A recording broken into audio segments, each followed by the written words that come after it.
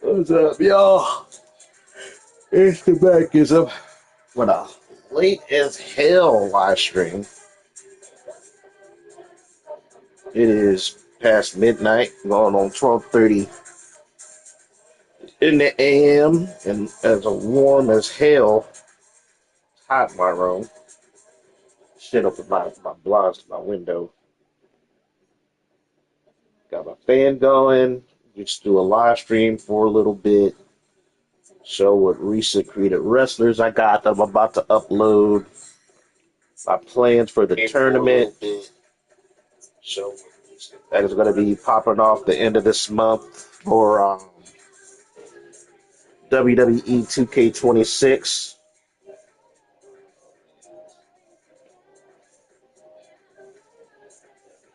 Yeah, so that's what's going on. But yeah, I'll give a chance to talk about some stuff that's going on in the 2K community.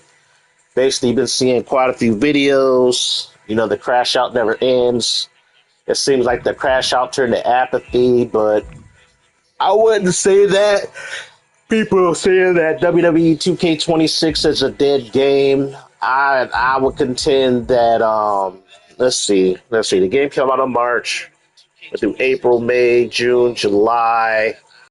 Maintain a way for people to play the game, you know, for longer periods of time, because that's where the more people play it, the more people will try out my faction or the island, and that's where they want you to go to these modes. Because look, when you go to the ringside pass, they're to direct you to these modes.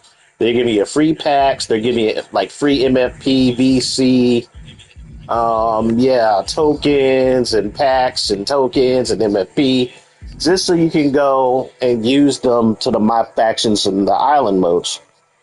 You know, that's where they're trying to make their extra money. For them to make extra money.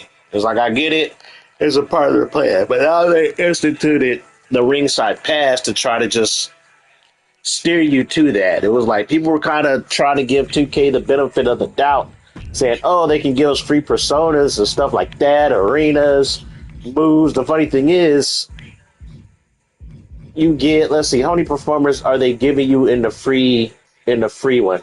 We got Tyrese Halliburton, which is interesting. We got, I think the crash out was so big, the complaints were so big, they gave us like 3 free personas in the free tier. And as far as what free personas, we got Kane in the paid one.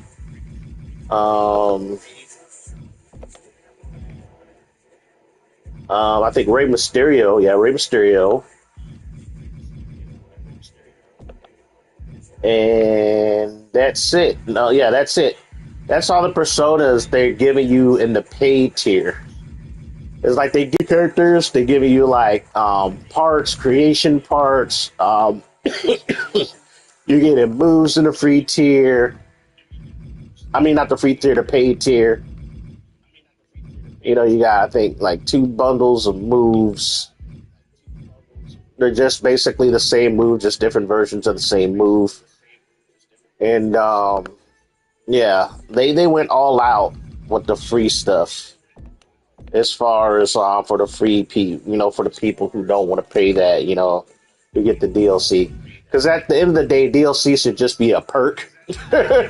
It shouldn't be, base content. It should be extra content. But yeah, I would have to say the Ringside Pass, the past one, Ringside Pass 3 was pretty good with the amount of shit they did. Can't complain about it.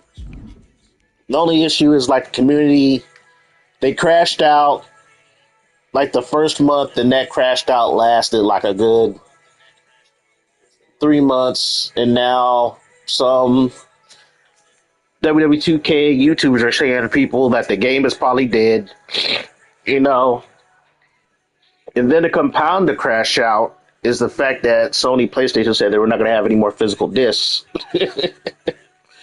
So it's like, when it rains, it pours when it comes to bad news to a certain extent. But as far as the community saying this game is dead, This game is not dead. It's just that what I've learned from playing these games over the years, like the people who grew up playing them, they are now in their 30s, late 20s to early to mid 30s. I would say. I would have to say the late 20s to mid 30s. If they're going back to SmackDown versus Raw days, and they're starting to notice the more corporate shift. When things get more realistic in your games, it eliminates a lot of the fantasy that your imagination it filled in those gaps. Like I can go back and play an older game, and the funny thing is, there was a lot more imagination. They didn't work with a lot of assets, so they dealt with a lot of textures. So they could, since the textures didn't take up so much RAM or so much graphical power, there was a lot of stuff they could do with those older games. But modern games, everything is 3D assets. Hey, Grayson Hightower, welcome to the live stream. And so you tend to get bored of your games easily when you're not using your imagination. And I think that's what a lot of gamers who grew up playing with these wrestling games are starting to realize. I realized it pretty much when the PS4 came out, that games were lacking, well, basically not giving you room for interpretation of how you viewed playing your games. It was like, especially if you're from Generation X, we grew up during, the Atari era, ColecoVision era. So we grew up during the 8-bit through 16-bit. So we had to fill in a lot of gaps when we played games with our imagination. And so you did have the millennials, and then you have some section of Generation Y who are in their mid 20s to early 30s, who also had kind of a little bit of that growing up, where they had to fit in the bench with their imagination. They were getting their hand-me-down consoles from their older brothers and sisters who were millennials. And then not only that, there are some Gen X who had kids late in life. They didn't have kids until their mid 30s and 40s. I used to work at GameStop. I met quite a few parents who had young kids who was in their early 40s from my generations.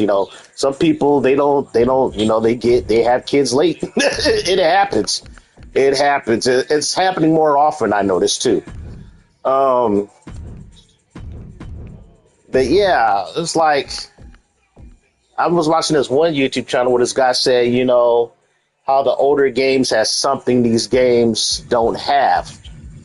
And the reason the things he brought, the things like he did, was he talked about how there was a lot more animations, how all separate, all wrestlers had their own individual animations or personalities, how they moved in the ring, how they walked in the ring, all that kind of stuff. And I tell people, I said they were working with a lot less back then, so they can focus on putting that kind of content in the game. I said, but I would have to say, Here Comes the Pain is probably a good example of a game that comes like once in a generation, that is so good in what it brings you in terms of fun factor, just entertainment value, and also in terms of content. Like, if you just played the game as is for exhibitions, you have so many different match types, so many different wrestlers, and you can just play exhibitions and enjoy the game. But then when you had that season mode, where you can even have your create your own wrestlers, it did stack tracking, you could have multiple seasons, it had a draft, it had everything in that game, it had everything in the kitchen sink in that freaking game. Not only that, you can make your own your own taunts. You can even make your own ring entrances. You can even make how your wrestler, moves in the ring and all that kind of shit, back then. But like I said, when you look at those old games, you'll realize it's like, while the arenas are 3D modeled, all the people in there are like textured, basic 3D models. It's not like this game where you have different type of models. They're fully rendered in 3 and they're all moving. They have their own sets of animations. I used to talk about how it began with 2K22. I started to notice, even though 2K23 were buttery smooth on PS4, but I noticed that if you ran multi-man matches in 2K22 on the PS4 with, like, 6-man or 4-man matches or even tag teams, you'll notice that the frame rate would dip. But that's because the game has so much data, has so much 3D assets, so much individual stuff going on behind the scenes. They put so much stuff into this engine every year that it could no longer run on, like, the PS4 or the Xbox One that well anymore. It's like I bought it on sale, like 2K25 for the PS4 for like $20. And that game, the PS4 couldn't handle it anymore. That's why they stopped producing it, really. That's why they stopped producing it. But yeah, so yeah, you don't have that imagination anymore. It's like, that's why I make all my wrestlers and stuff. If you're just buying these games to just play with the base roster, yeah, you're going to get bored of it fast unless you have a group of friends. Or you just play this game competitively online, which is not a lot of people because this game does not have rollback netcode. And the game is either going to run okay or it's going to run like a hot mess, or your matches are not going to load at all. So it's like, people are just crashing out. They crashed out on the ringside pass. The fact that, especially early on, like I saw their plans for the ringside pass. It was like, you go back to week 1, they only give you a 10% RXP boost, and then you had to pay roughly like 7 matches just to unlock a tier. And then where they fucked up is people found a way to cheese it, which gamers do. Gamers are going to cheese their games. Gamers figured out a way to cheese this game. They would make either a call that's a rated 30 or lower the stats of Eric Bischoff to where he was totally garbage, and you could beat him in 30 seconds to grind the ringside pass. And then 2K did the brain dead thing. My gut was telling me they were going to do it, but I still give them a benefit of the doubt, but they did it anyway. They patched that out. They patched it out. They were like, okay, look, you're going to have to at least play your matches for a minute. Play your matches for a minute, and we're going to give you some more RXP.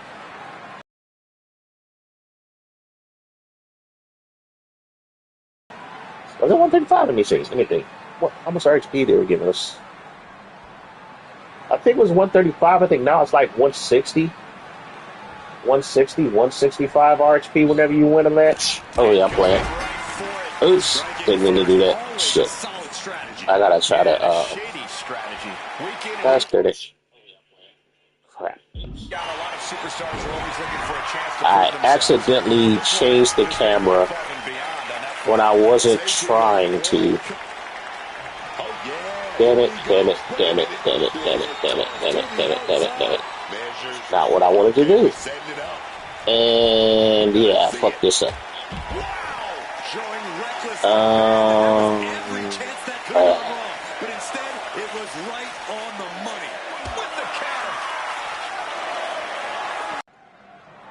Yeah, like I was saying, a lot of people, they were just crashing out over the game. The RXP that, and then how they were doing the DLC, how you couldn't unlock your DLC on day one, which you paid for. And then I think Main Event Strizer, he did a poll of who bought the game, and most people got paid for the $100 one or the $150 one. That was digital only, of which you get, you get the season pass, you get all the season passes and stuff with it. So people, they went big and went home with it. Me, I just bought the fucking the standard edition because I'll be damned if I'm paying over $100 for a digital game. I like owning my shit, so it's enough I'm paying like almost $80 for a standard game.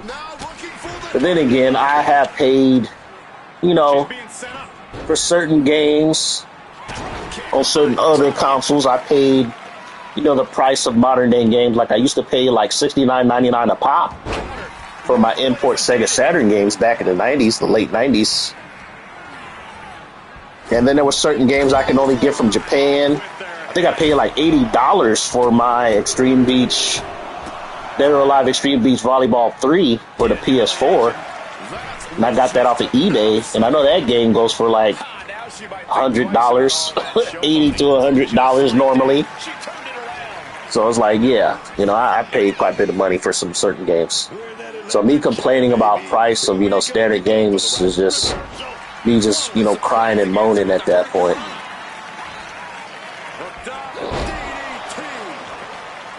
She's fighting to get back up, but I don't think that fight's about to matter. Able to slip out of that situation. Situating her in the ring corner right here. Man, I just found it funny. I had up to like 4 people come into the room, and then they headed out because they saw I had nothing but female wrestlers. But yeah, that's how it goes with live streaming. You never know what people like and what kind of stuff they want to watch. Reversal after reversal. These two are ready for each other. Is she gonna do it? Oh, she was about to get up. She got hit with it. She's locked in, about to go for the kill. But yeah, it's like what keeps me interested in these games is, for one, I just use my imagination. I only do like creative wrestlers pretty much. I use the in-game wrestlers once in a blue moon. Like if I have like young cousins come over, you know, and they want to play a wrestling game and get some matches in, and you know, they see Stone Cold Steve Austin or Kofi Kingston or some people they recognize, they want to use him in the game, which is, you know, something, you know, young people do. But yeah, this game, especially 2K25, was a godsend because I really played online, because you could only use female against female and male against male. And not too many people use female wrestlers. I think a lot of people, well, people do now, but back in the day, not too many. Oh, she got it with the spike DDT. But yeah, man, it's like, I think this year has been like the biggest crash out on video gaming in general. I think people are going to crash out over Grand Theft Auto 6. That is going to be the biggest crash out in video game history. I already see it happening, boy. Because they said, I don't know how many pre-orders there had. Some people said they had like 30 million pre-orders of that damn game. I don't know. That could be some fake news. But they had a ton of pre-orders. I can see some refunds. Because like I said, for one thing, there's no physical version. The physical version is not going to be out until like a month later after the game drops. And then I don't think they even have the GTA 5 online set up yet. And I think GTA 5 online alone, just the fact that it had that, probably is the reason why that game has sold so many copies as it has. And not to have it day one, that eliminates a big chunk of GTA's player base, which is a bunch of gamers who are casual, social gamers, which makes up the majority of video gamers now. Most people play video games for the social aspect. You know, that's why you have so many players who buy NBA 2K every year. Why you have so many people playing Fortnite, have so many people playing Marvel Rivals, having so many people play, you know, Genshin Impact, or, you know, a lot of people play Grand Theft Auto 5. They have whole communities that just play, they don't even play the single player component of the game. They just play the online portion of the game. So even sports games, Madden, you know, a lot of the stuff, it's very social. You know, Call of Duty, that's the reason why people buy Call of Duty every year. to play online, goof off, talk shit, and stuff like that. Gaming is a lot more social now. Yeah, people are going to crash out on GTA 6. A lot of people don't know that it's published by 2K. Rockstar makes it, but yeah, 2K, the same people who make this wrestling game, who made the NBA game, is the publisher of GTA 6. In the corner now, she needs to fight out of it.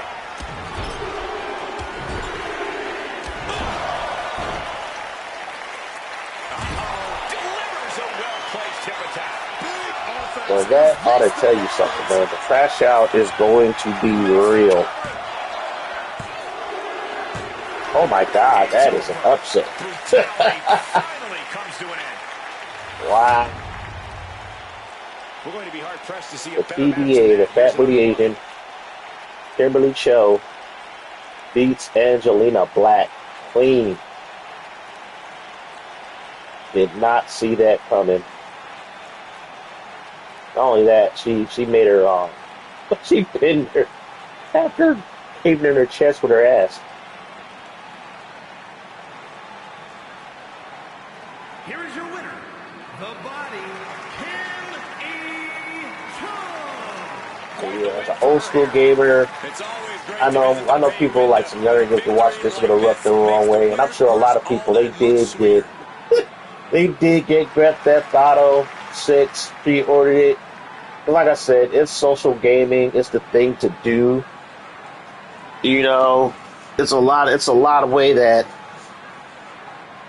I hate to say it, normie gamers got into gaming in the first place. That's how companies went from making hundreds of millions to like billions of dollars, because gaming used to be very niche. It's like, yeah, sure, gaming was a part of every household, but gaming was casual. Owning a console was a luxury. You only had one per household. You know, you had one entertainment system, one Super Nintendo, one Genesis. But now you go to a friend's house and it's like they got a console in the living room, they got a Switch, one person maybe on the PC, one got a PS5, and another one got maybe some other kind of retro console in the house. Like most families have more than one console now in their house. I grew up in an era where there was only one console per household, unless that family was rich. There was rare occasions growing up during the 90s that I knew somebody who had multiple consoles, especially the early 90s, like the mid 80s to the early 90s, up until around, I think before the PS1 came out. You would only see like one console per household. And even then, you still see one console per household in the late 90s. They either had a PlayStation, a Nintendo 64, or they had, the Dreamcast came out in 1999.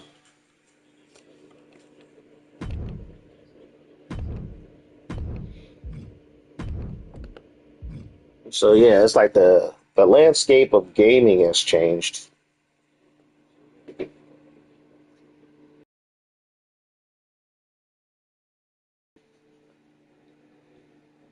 Is the fact you getting crash outs. It's like I said, there was crash outs like most of last year. People were crashing out over Tekken 8. It was like people. It was just a thing to do, and it was like I think the year before, 2024 or 2023. Like the fighting game community we're talking about, it was like a renaissance in gaming. It's like, oh my God, we're entering like a golden era of gaming, of fighting games. Like, oh my God, it's like, that's what I hate about social media and content creators. They will build up all this hype, just a lot of hyperbole. They do not read the room. Everything is for content. And it's like, I remember there was a term that came out, I think it came around 2024 or 2023, called toxic positivity, where you're overly positive about something to the point it comes off as fake and bullshit. Like you're lying. You're deluding yourself into believing your own bullshit. You're so positive it's something that's just come off as you lying.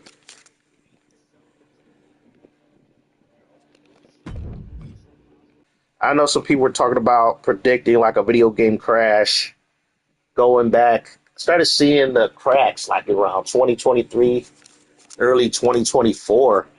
But now a lot of people, it's becoming obvious. It's going to happen, whether gamers like it or not. That doesn't mean to say there won't be video games. There will be video games. But as far from the console makers, it's never going to be the same. I think the only one who's going to stay pat as long as they can is Nintendo, because that's something Nintendo has always done. They always stayed in their lane. They knew their lane. They stayed in it. Because I remember, what was it? It wasn't until the GameCube, which came out, what, 2002? 2001, around that time, that they finally decided to get, like, put their games on a CD-based media, and they still tried to be different, put them on those mini-ass discs. But yeah, but Sony and them, they were already doing disc-based content. You know, PlayStation, Sega Saturn, and things like that. And it wasn't until like the PlayStation 2 and Xbox, you know, Nintendo finally came in, and then they went back to cartridge. That's the crazy thing. They went back to cartridge with the Switch, because it's like they went through the GameCube, then they went to the Wii, then they went to the Wii U, all disc-based, and then with the Switch, they went back to cartridge. So that was kind of crazy, you know. But that's the Nintendo. Like I said, though, they're more conservative. And then Nintendo dropped another bombshell on us by introducing key cards, saying, "Look, hey, we're going to sell you this empty cart, and you plug it into your console, and then you download your game onto the key card." That came with the Switch 2, and then not only that, with the Switch 2 is what happened with the Switch 2?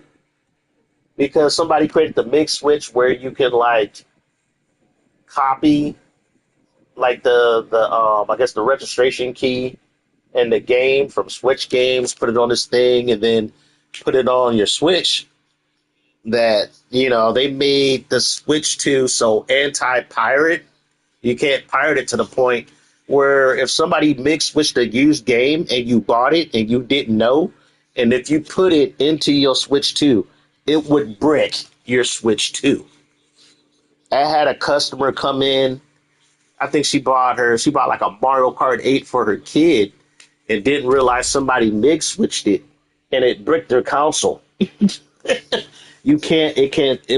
turn on, but they'll say you need to call Nintendo, whatever, to fix your shit. It wasn't that your console was broken. It's just Nintendo locked your console from the internet, and it bricked your console, so it can't play any games or nothing. So yeah, even if you buy something, you don't really have control or really own what you paid for, because they can shut everything down on their server from their server side. Yes, I made Baroness from G.I. Joe as a created wrestler. I think I've been making her in every game since, what, 2K22? I am a Baroness fan. I am a fan of G.I. Joe. 80s cartoon, even though G.I. Joe, I think, been around since, what, like the 60s? But I grew up on the Real American Hero era in the 80s. That's how most people remember. Probably tonight, people have made her up on community creations. And I hate to be that guy. Outside of some attires, I haven't tested them to see how their movesets are, but yeah, some people just, yeah. There was one that was pretty unique that looked okay, but they don't know how to use the body morphing. You know, I think there's so many different versions of the Baroness that some people made a Venom and Valor one that looked okay, but her face was all fucked up. Yeah, like I said, people really don't. I don't know, but I think it's just me. I really take my creative wrestlers seriously, more serious than normal people do. So I'm going to be uploading the Bear this probably before I go to bed. Have her go against Raquel Rodriguez. Even though they have her rated as a decent mid-carder, she wrestles like a main eventer. There is nothing more frustrating than watching, than putting your created wrestlers against the in-game wrestlers. I know a lot of people shit on the modern games saying, okay, the wrestlers don't wrestle how they do based on the old games, based on their animations and stuff. But I will say the AI, the in-game AI, is a lot better compared to the older games. Is a lot better. There's only a handful of older games I could say the AI is probably on par, but not many. Not many. We're set for action with Raquel Rodriguez. Yeah, the last game that had this thing where you could do stare downs was when SmackDown vs. Raw 2006. They only had it in that one game. And if that means breaking the rules to better break set competition, well, I think they probably had it in the first SmackDown vs. Raw. I could be wrong. It could have been in the first SmackDown vs. Raw. But I remember it was in SmackDown vs. Raw 2006 as well. But yeah, they never brought that back until this year's game. What I like was, like, I'll say this about Lionel Jinx and some of the other guys behind the scenes is, since they've been working on the series for so long, they do kind of relate to the older fans of these games who've been playing these games for about 2 decades. So they started bringing back. Now, granted, when they started making 2K22, I remember when they first made 2K20, they had a big old whiteboard of stuff they wanted to put into these games or bring back to these games.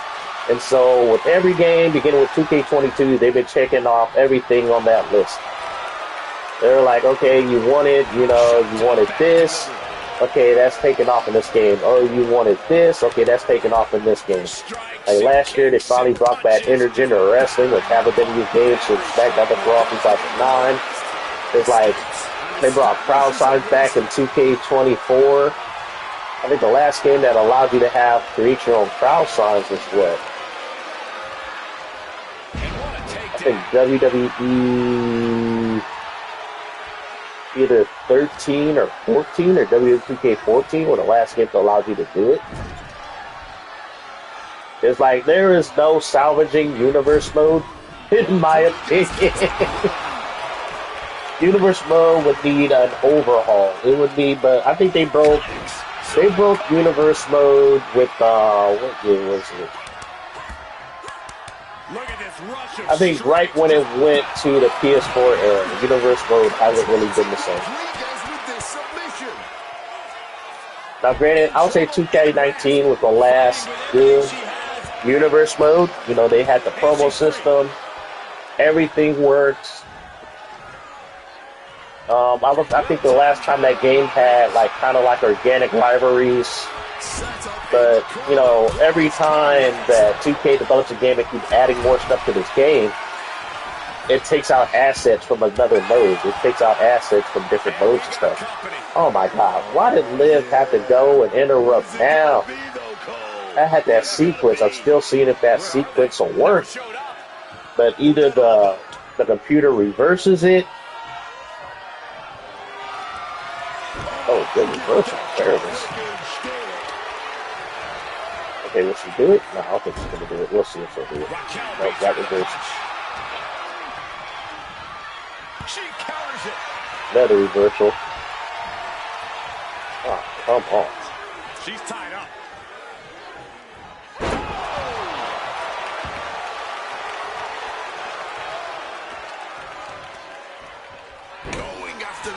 But yeah, every game they put more stuff in the game, it takes away from another aspect of the game. To be honest, what I would do, I keep saying this in other videos, I would just combine GM mode with universe mode and then you can tweak what kind of options and stuff you want to do within there. Like if you want the universe mode to play more like GM, you can set some settings to do that. If you want your universe mode to play more like universe with some kind of GM aspects, then you can have some settings to do that. But yeah, they brought back promos in this game, kinda, sorta. They didn't really bring back promos. They brought back basically those little story cutscenes from like Here Comes the Pain before matches started or stuff like that. You have these little storyline cutscenes. If you were in a rivalry with a wrestler, it's not a true promo like they had in like 2K19. It's unreal. And heading up top. Flying. Good. But yeah, I would say this. It was like with the modern wrestling games, like I said, the AI is better. You rarely had, unless you were making a high flyer and copied the moveset from the in-game high flyer, the AI would rarely do springboards. The AI would rarely do top rope moves in those earlier games unless they were set as finishers. They would rarely do them. Not only that, a lot of people don't use, you can even teach the AI in this game, like the AI sequences, all that kind of stuff. People rarely fool with those things at all, too. When I speak to some people online, some people don't even mess with the creator wrestler mode at all. So they don't even know that all these options exist, or even want to tamper with them.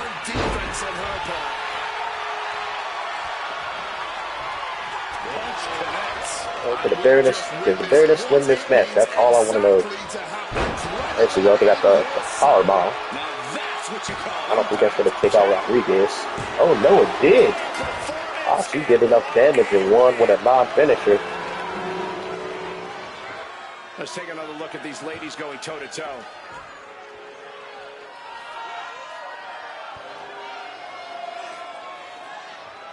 Yeah, I think what the people are crashing out for is like, especially if you use the in-game wrestlers, there's not too much imagination with this game. Now, granted, I would say 2K26 gameplay is probably the best this game has ever been as far as 2K developed game. And the first game they officially developed when they pretty much broke the engine was 2K20. Because Ukes was developing the games up until 2K19. Here is your winner. 2K was just publishing the games. Well, actually, Visual Concepts is the developer now. Visual Concepts. Outside interference is always a possibility. Fairness got that win. That's good. That's why you always I don't know. She cannot hang with my high flyer, though. I put her against a speedier, springboard heavy wrestler. She gets her ass kicked.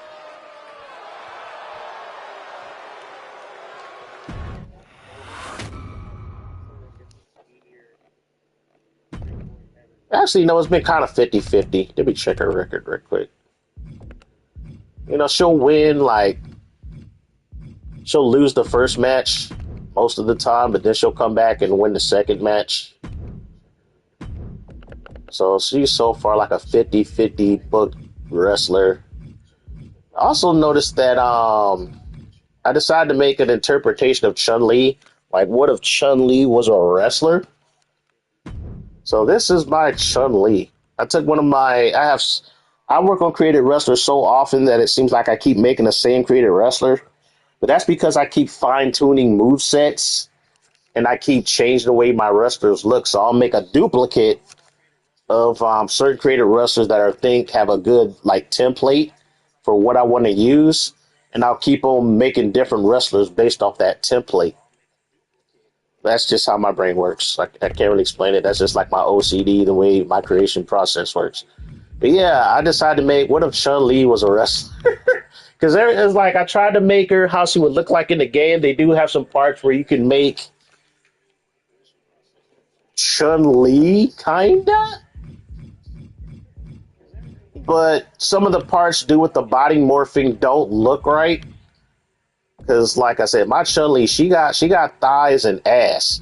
I'm happy they gave us the quote-unquote body morphing, where you select body parts, where you can, so you don't keep using the same 4 or 5 body types for, you know, your female wrestlers. You know, you can mix it up a little. You know, you can give them different type of, you know, body proportions and stuff like that. It's like, but one thing that 2K has had with their body models with the females, they know how to give them. You can always give them big butts and ass, big butts and nice legs, but never boobs. But they finally to where you can kind of give them boobs now. It took them a while. But yeah, so we're gonna have Baroness in her alternate tire face Chun-Li. So far, okay, so Baroness is a 1-2. Yeah, she wins half her matches. But last night she lost all her matches against Chun-Li. So her record is 8-6.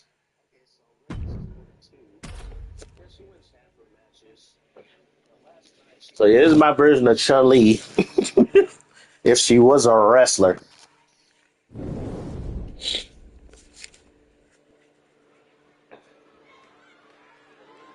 I think this is the best that's going to get. I tried to make her how she like in the games, but it didn't look like for me. They do kind of like have the skirt that kind of like she has like an old school Chun-Li, but the back doesn't look right. Now, if the back looked the same way as the front part looked, then it would work, but the back doesn't. The following contest is scheduled for one fall. Making her way to the ring from Singapore, I don't know. I think for next year's games, we do need more face templates. We do need more face templates for the men and the women. I would trade some clothing parts for more face templates. Because I will say, like, the clothing parts, which are all 3D assets, do take up a bunch of the data in these games.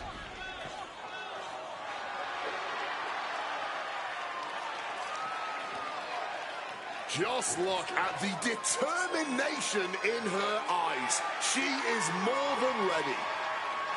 So yeah, here's my version of if Chun-Li was a wrestler. Now, looking at her, you would say that that is Chun-Li. So I think I did half the battle. Now, granted, they did have a hair option that's more like Chun-Li's. You can color the little buttons on her hair and stuff like that, but this is the best I can do with in-game assets, meaning all the little logos and details were stuff, images used in-game. None of it was imported images. Here's the Baroness. I made her a little like entrance Titantron video.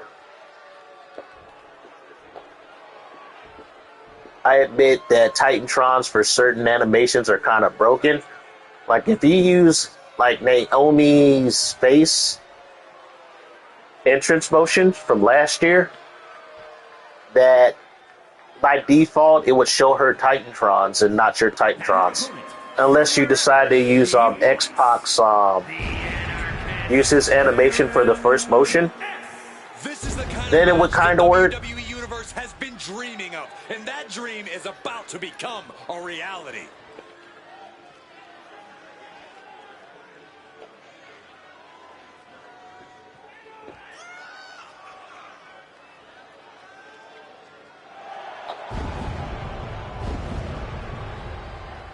Ooh, let's see. I think we're gonna get Ringside Pass 4 probably near the end of this month. I think it's gonna have the Hardys. I think another AAA wrestler, and I forgot who the last person was.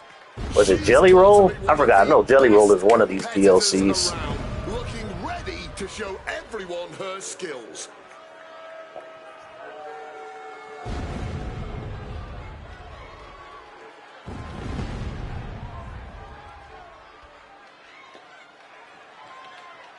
So far, Baroness has not beat Chun-Li. I ran like simulations last night, and I think she's 0-3 against Chun-Li. A lot of people haven't given her the credit and respect she deserves. She's here tonight to take it. I'm sure she's going to make that loud and clear throughout this match.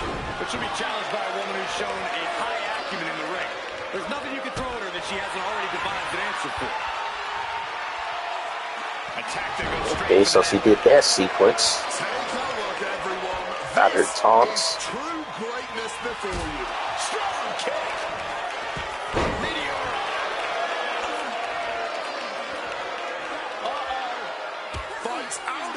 with the elbow to the gut. Yeah, one thing I'll say, I think I said in my other live streams, is that in this year's game, speed kills. Like, faster wrestlers have an advantage, like an unfair advantage on most of the roster, especially heavyweights.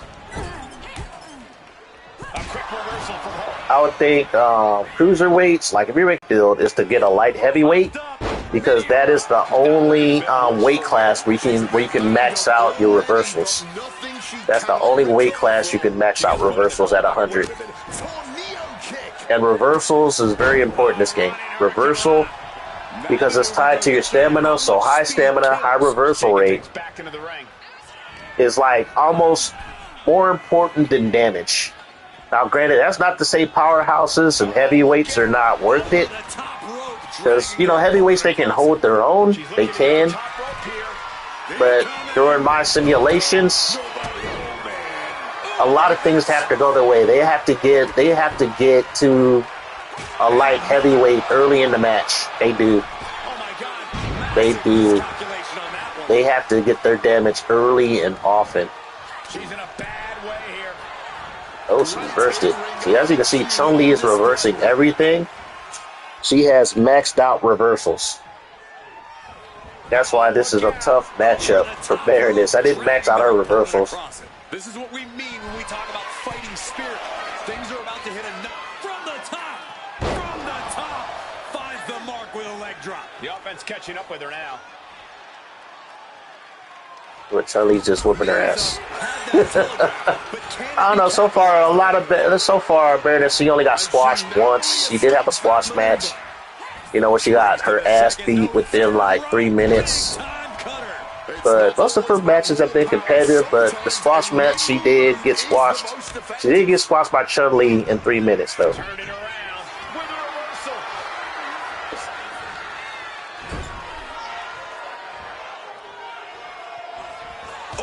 Say hello to two knees. Oh, she reversed it? What the fuck?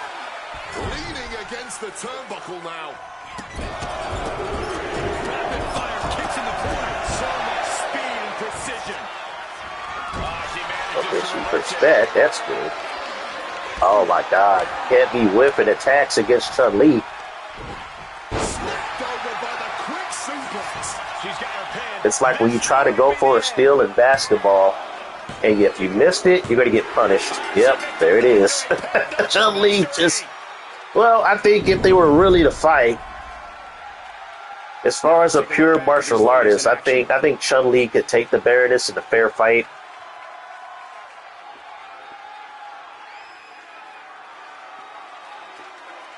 But if it was on a battlefield, and I think if the Baroness if she were to do a hit on Chun-Li would not see it coming. Chun-Li would be dead. She would get sniped from a building far away by a sniper rifle from the Baroness. Here is your winner, Chin. Like, granted, Baroness is not a slouch when it comes to hand-to-hand combat. Big match. Love them or hate them, But Street Fighter characters, you know, they got some kind of spiritual superpowers along with their martial arts. But yeah, let's do a rematch. Let's see if Baroness can get that run back. She can tie it up. So far, she has not beat. Yeah. She will not beat Chun-Li. Oh, look at that. March starts out with Chun-Li hitting Baroness in the face with her ass, and then just pulling off the combos. This one is now on the way, and everyone has been eagerly awaiting this matchup, especially these superstars. Oh, you could just see it in her body. Hold on, she can be There looking we for a go. submission move here. I'm just mad that they nerf submissions in this game. The only way that you can get the submission damage to do good is you gotta lower all the submission stats of all the wrestlers in the game. You gotta reduce it to probably like, I would probably have to say around 50 or 40. I'm gonna have to try that, just reduce all the submission durability ratings, because even if you make a submission a finisher, that's the only way to get people to tap. They rarely tap.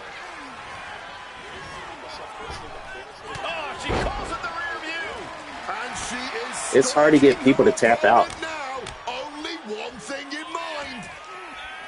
Now, granted, there's not too many technical wrestlers who do submissions And wait, she's trying as to much create anymore. a distance It's here, like the gaining submission, the space she needs. submission specialists kind of make you tap with it, but it's not that often.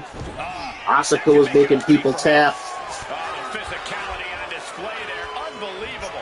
Asuka lock. Shoot, I remember when Chris Masters got you in his lock, or what's that dude's name? Wrenches the arm. That black dude, Bobby, what's his name? Forgot his name. Working the He made you tap. He has sort of like a master lock finisher. perhaps It's like, what's his name? Make you tap with the sharpshooter, Bret Hart. Even, what's his name? Even Shawn Michaels had a submission move that could make you tap. He had like an Indian death lock. Yeah, but in this game, it's nearly impossible to get someone to tap out.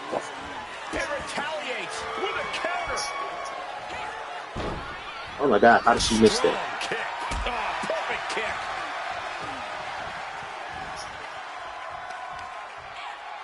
She fights back with the counter. And slides back into the ring. Strikes and kicks and punches. Pretty incredible. Wait a minute. Oh, she's doing it again. Submission coming. That's the second time she did this match. Now Oh no, well she did it last match. Now she didn't go tap.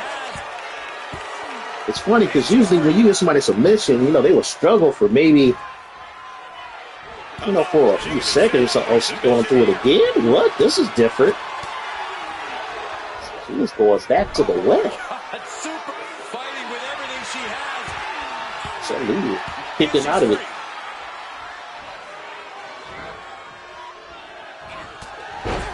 Okay, now she's going to fucking come back. And a second. Looking for something big here. Pele kick connects. Shoulders down. Going for the cover. No, she kicks out. Some weight into the match and still able to kick out. Incredible. I think one thing they need to get rid of in these games is the AI comeback mechanic. Like this comeback mechanic been in the game. Wow, she's just keep repeating that same move. Okay, this is a glitch in the matrix of this game. But yeah, they need to get rid of the game's comeback mechanic. It has been in the 2K game since 2K14, because in that game they introduced Undertaker's Beat the Streak. So this comeback mechanic gets triggered when either wrestler gets into deep orange or red body health. And then what happened is they'll reverse like the first 7 moves of any 10 attack. Like they'll reverse the first 7 moves of whatever you attack you're thrown out of. So you will see a lot of late match reversals and stuff. It's good for building tension. You don't know where the match would go. The only problem is, it's like, I know modern WWE kind of ruined that, you know, because you would have like main eventers. I can see main eventers being able to do that. You know, they would get that second win, which is kind of like a little ability you would get in Fire Pro Wrestling, where, you know, you get more energy and more stamina and stuff like that. But in these games, even the freaking lower card wrestlers get that comeback mechanic. I remember when I first started this game the first month, when I was doing my testing, it pissed me off that Akira Tozawa, who's only like a 68 rated wrestler in this game, he was beating my high rated creative wrestlers. He would come back and win matches on him. Because on Legendary difficulty, he would reverse everything. And I noticed in this year's game, they increased the reverse rate. You cannot, unless you reduce the reverse rate down to like 0. You know what? I'm going to have to try that. I think I reversed it to like, I remember I reversed the signature finisher rate down to like 30. And yet they still reverse like finishers and signatures at a higher rate. Oh my God, Chun-Li won again. Baroness cannot beat Chun-Li. It's a bad matchup. She can't beat her. But then again, Do Baroness have resiliency? Let me check. I gotta check. I don't think she has resiliency.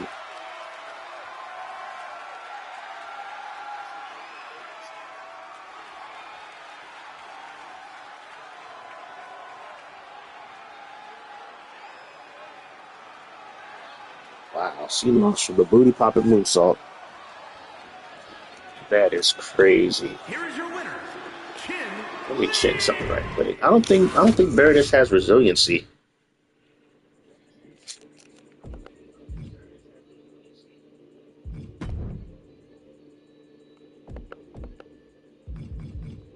I think that might be holding her back because she is a 91. But like I said, you'll have some moveset that are better than others. Like sometimes you'll just create a really good created wrestler, and where their moveset, their weight class, their archetype, and everything just has perfect harmony. No matter what their rating is, they're going to win majority of their matches.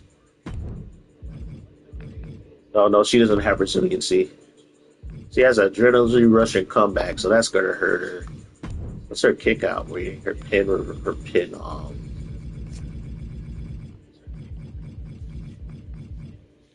Pin escapes a 90, which means on occasion she will kick out at 2 finishers on occasion.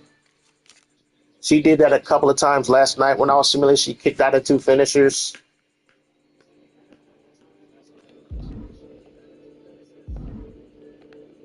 But yeah, let's check on Chun-Li. I think Chun-Li has resiliency.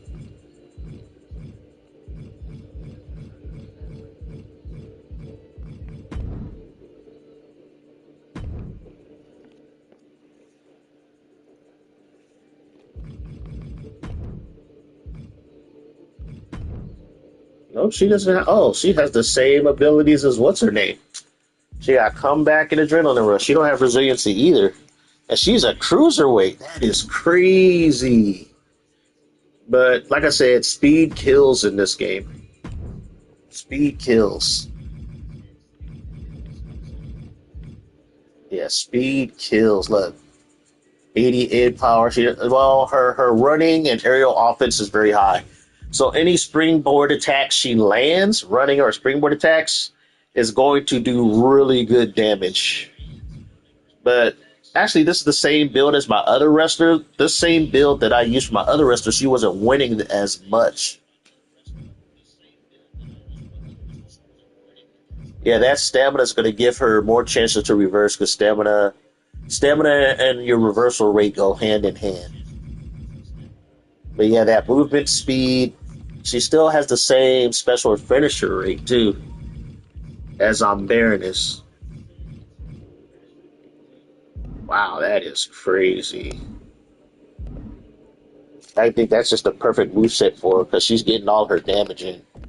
Now, granted, I think I made Baroness like a striker. Or what they call, yeah, I think they call it a striker.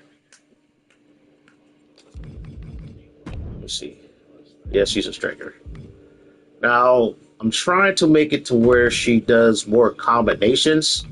She should be striking a lot more often, but this Baroness likes to grapple. Let me see, what's her grapple rate? Okay, heavy strike 83. See, look at that. That's another thing that freaks me out. It's like the combo rate is higher, but they don't combo that much. But then again, I do have her with a lot of set AI sequences. I would probably have to make a copy of this and make a version of her without the AI sequences. You know what? Let's try that right now. I'm going to just make a copy of her, make a duplicate, and only give her finishers, the one where she has her signatures and finishers. I'll leave those, but the other sequences I'll get rid of to see how she wrestles. All right, so let's do that experiment just to see what it do. Duplicate and edit. I have to change her name just so I don't get stuff confused. All right. Yeah, on this one, call her the Baroness. And I will get rid of her other AI sequences and just leave the ones for that I have set up for her signatures and finishers. I'll keep those, but the other ones I'll get rid of because AI sequences, they do kind of mess up your already pre-programmed AI settings.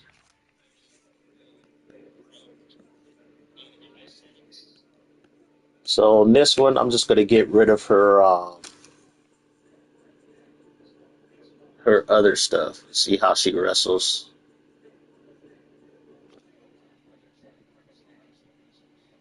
And also show me what part of the moveset the computer is going to use more often. Basically, I'm playing the game before they gave us ways to tweak the AI, where you just had to take what the AI gave you and adjust. Wait, what about moveset? Do a moveset. Here we go.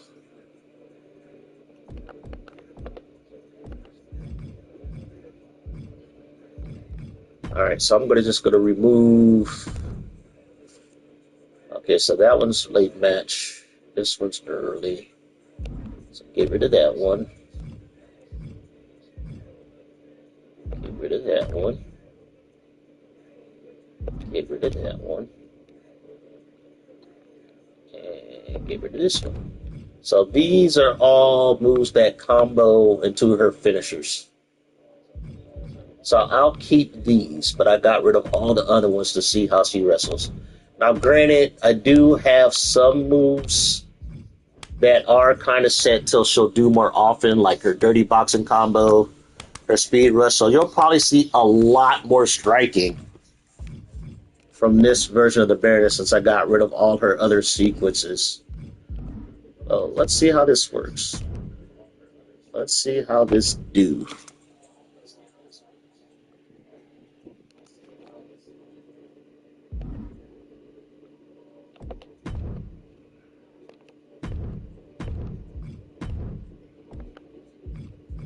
All right, so the best way to test it, just gonna have them fight. Two versions of the Baroness fight each other, and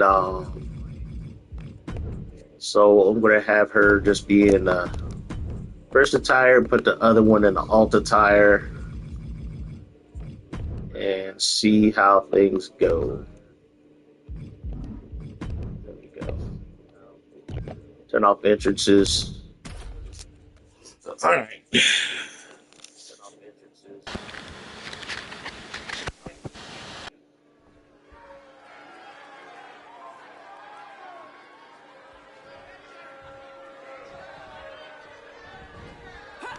Popped up. A superstar who eats, sleeps, and breathes sports entertainment.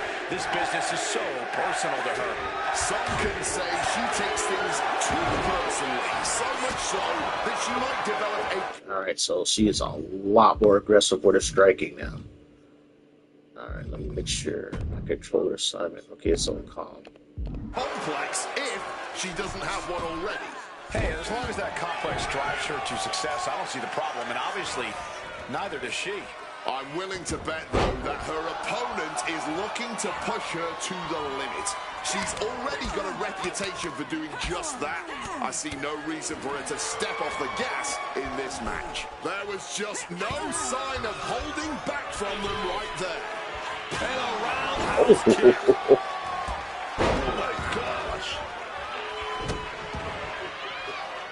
Double stomp.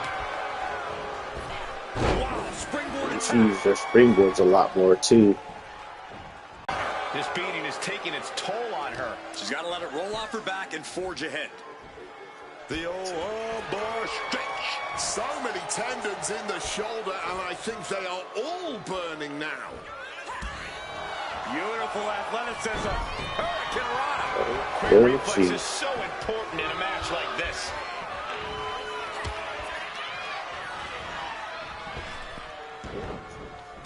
Drop kick finds its mark. And she's really on the back foot now. Yeah, but she needs to start looking for an answer, and fast.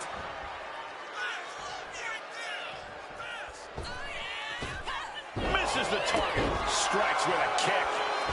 Oh, big mistake, and that error could be costly. Wants to finish this. Flying. Diving. Arm drag. I like your... She's going in for the pin.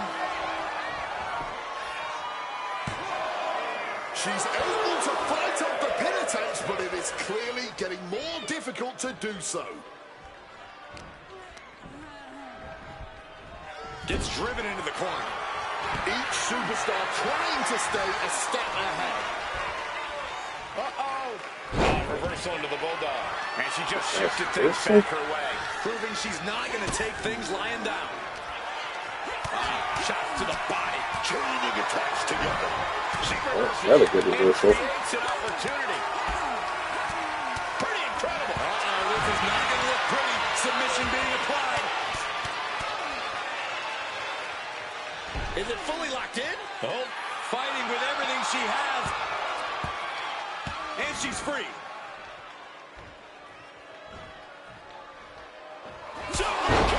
That's it. Okay, that super kick didn't combo. She just pulled it out randomly.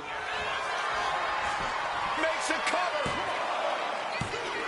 And she's still in the game.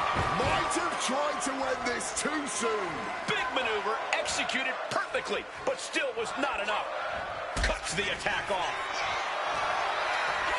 Shots to the body. What a hook. There, that's Opportunity is hers for the taking. And the cover. What, only two? There is simply no denying this woman's toughness. The fact that she was somehow just able to kick out proves that now more than ever. And you see a perplexed look now for how such impactful offense couldn't gain a pinfall. What destruction we've seen. Neither woman will stop this onslaught. They're locked in a heated battle of human chess, and we've got a front row seat. Boom! Good night. What a knee. Maybe looking for a power bomb here. reversed it. But right hand. Forearm drops their opponent. And a second. Looking for something big here. Pele kick connects. Shots to the body. Connecting hard to finish the sequence. There it is. I don't know if she's going to get up after that one. She already took 2 super kicks.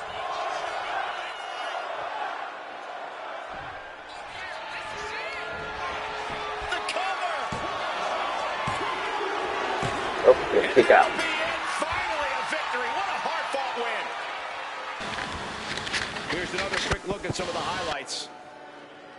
Here is your winner, the Anarchist. All right, so Baroness, without all the extra AI sequences, is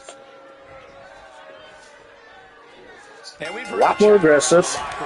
This woman arguably has all the potential and all the tools needed to Because she doesn't have any like extra sequence to worry about, so it's just a in-game base AI striking. Well, the AI for the striking archetype. But so far, my other one with all the AI sequences, she's holding her own against the other Baroness, so it's not a total wash. But crank in the head. the other one, without all the AI stuff, is a lot more consistent, a lot more aggressive. Connects with the Meteora. Oh my god, that move's not working no more? That's another thing I hate about this game sometimes is some moves, With a series of strikes. after every patch, some moves just don't work the way they used to.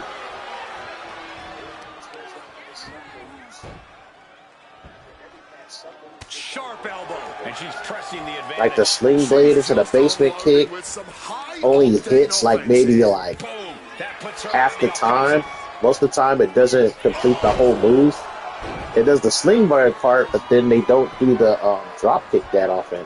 It seems like the computer either reverses out of it, or the computer doesn't get up to do the second half of the move. Get hotter than an NXT crowd. And look at this now. Bad intentions coming with this hold.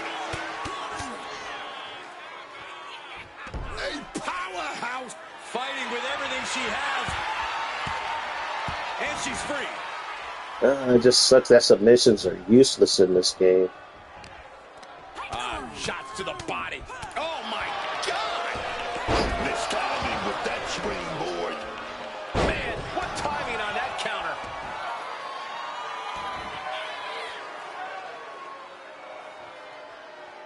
Placed up on top of the turnbuckle.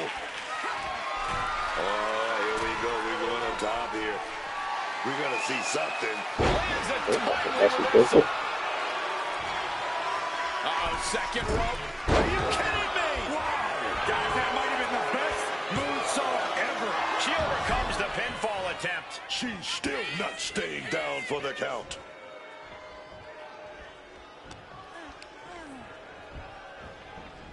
Now propped up in the corner. Psyching themselves up now. Has scouted.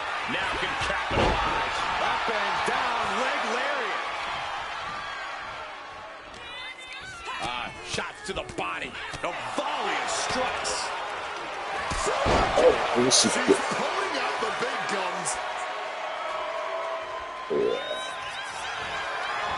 Goes for the pins. We've got a one finisher. She's still got fight left in her. Confidence must be waning as she hits the opposition hard, but still can't get the fall. She turns it around with the reversal. Sequence of reversals here. Can't get no offense. Oh, two-player side is just dominating right now. She can't get no offense in. She is reversing everything. Nobody home. Here we go. This is gonna be nasty. Oh, man. That's power. There's two. Kicking out in time. Just barely keeping this match going. Keeping the fight inside them going.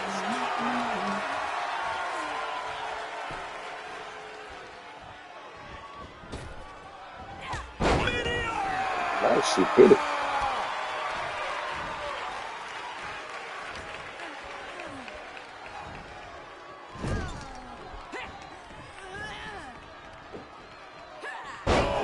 Rough landing on the scoop slam, dog.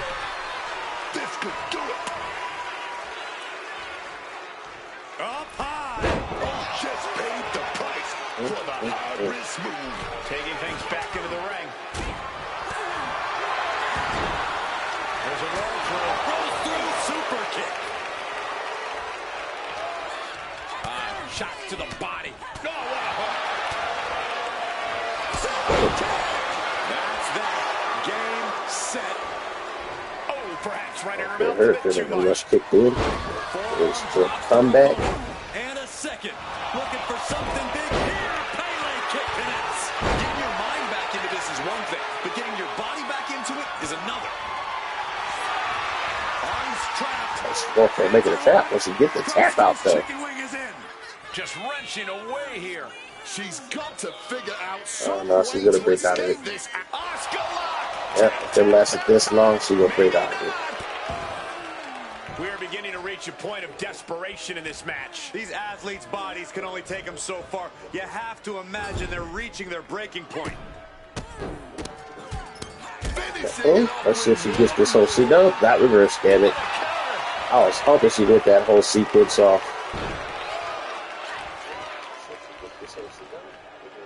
Lasering in on the neck area with that attack.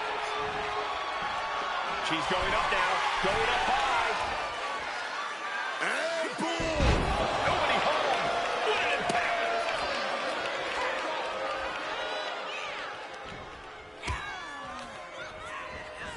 Placing her against the turnbuckle. There's the meteor. Oh my god, that move ain't working no more? Oh wow, that counter attack. I don't think he got her in the super kick and didn't pin her. If she would have pinned her, this match would have been over.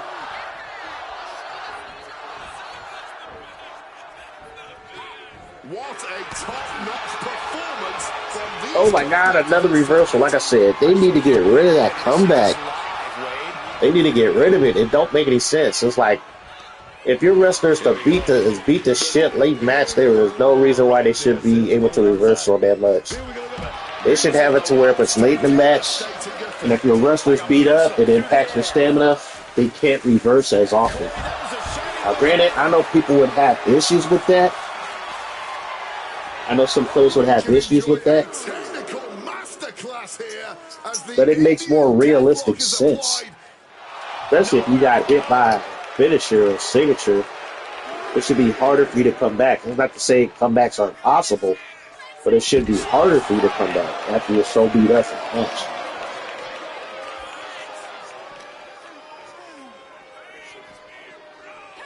And she slides her back to the mat. She is slow to get up, and she won't be able to evade what's coming. It's a weird kind of exchange. The exchanges are weird. After every new pass, something gets kind of broken in the gameplay. Oh, so you try to put it, the roll up didn't work. She is totally locked on her target. Yes, she did. Springboard drop kick. This match could end any second now, or it could go all night. God, these reversals, man. Like I said, they need to get rid of these. Oh, will she make her tap, though? Will she tap? Second time getting this in. Will she tap? I don't know how much longer she can. Oh, finally got it to tap. It took two, though. It took two submission attempts to get the opponent to tap. So it is possible. We're back, y'all. I gotta hit up the restroom and get some water.